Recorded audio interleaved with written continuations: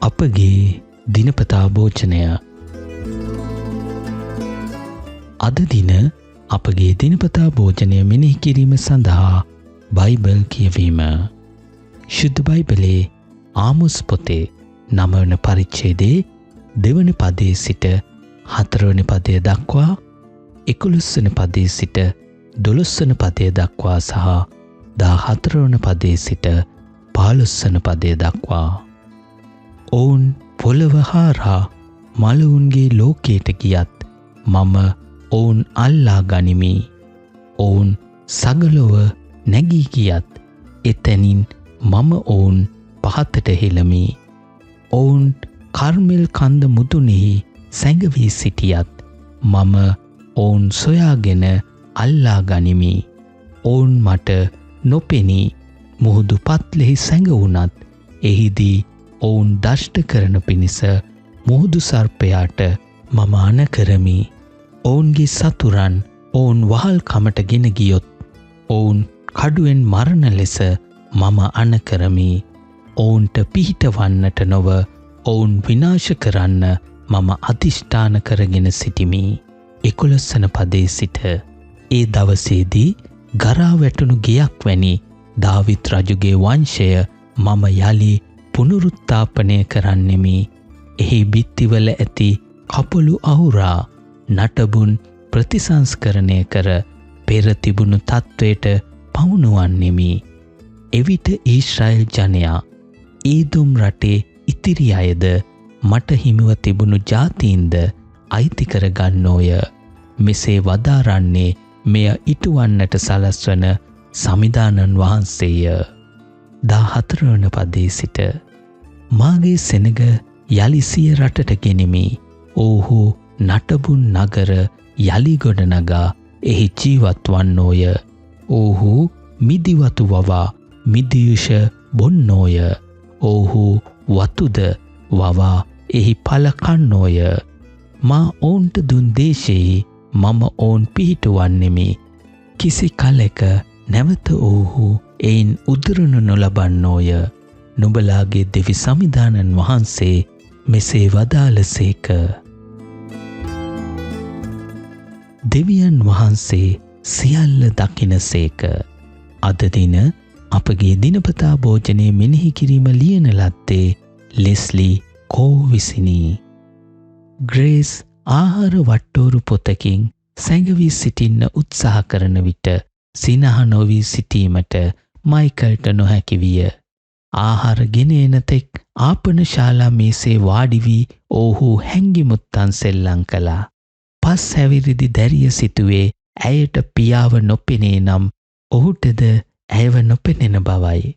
ඒ වෙලාවේදී එය මෝඩකමක් යයි පෙනුනත් ඒ අවස්ථාව ගැන පසුව කල්පනා කරන විට එහි වැදගත් පාඩමක් ඇති බව මයිකල්ට පෙනුණා.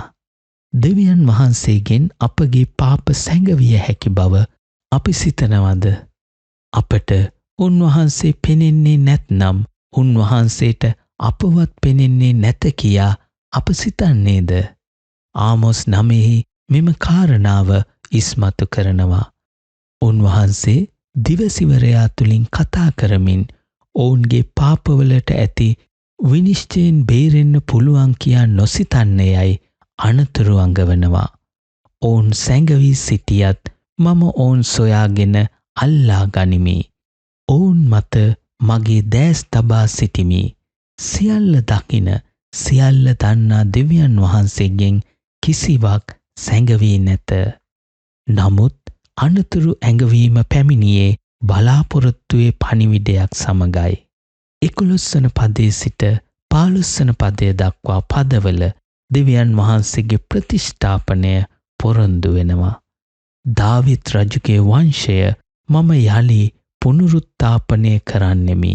එහි බිත්තිවල නටබුන් ප්‍රතිසංස්කරණය කර පෙර තිබූ තත්වයට පමුණුවන්නෙමි. ඔවුන්ගේ පාපවලට දඬුවම වින්ද පසු දෙවියන් වහන්සේගේ සෙනග ප්‍රතිෂ්ඨාපනය වී බහුල ආශිර්වාද ලබනු ඇත. දෙවියන් වහන්සේ අපගේ පරාජයන් දකිනවා මෙන්ම උන්වහන්සේ අපගේ පසුතැවීමද දකිනසේක. උන්වහන්සේ අපට සමාව දීමටත් ප්‍රතිෂ්ඨාපනය කිරීමටත් සූදානම්ව සිටිනසේක.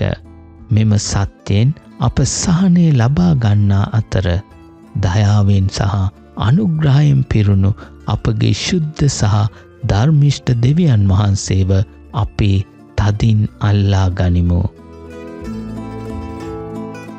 අපි යාඥා කරමු. සියල්ල දන්නා දෙවියන් වහන්ස, මා කරන, සිතන, කියන හෝ හැඟෙන කිසි දෙයක් ඔබකින් සැඟවී නැත. ඔබ වහන්සේගේ දයාව සහ අනුග්‍රහය නිසා ස්තුතියි.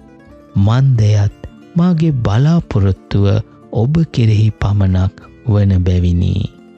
ආමෙන්. ඔබ අරගල කරන්නේ කුමන පාප සමගද? ප්‍රතිෂ්ඨාපනයට ඇති උන්වහන්සේගේ සූදානම ගැන ඔබ ප්‍රතිචාර දක්වන්නේ කෙසේද? ඔබට වඩාත් පහසුවෙන් අපගේ දිනපතා භෝජනය මෙනෙහි කිරීම වලට දිනපතා සවන් දීමට හෝ දිනපතා එය කියවීමට අපගේ මොබයිල් ඇප් එක ඔබගේ දුරකථනයට ඩවුන්ලෝඩ් කරගත හැක.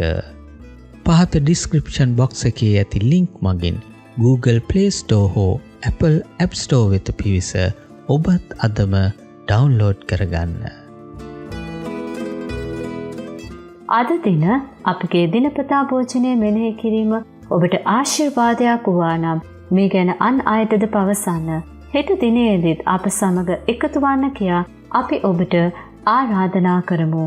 ඔබට ජේසු පිහිටයි.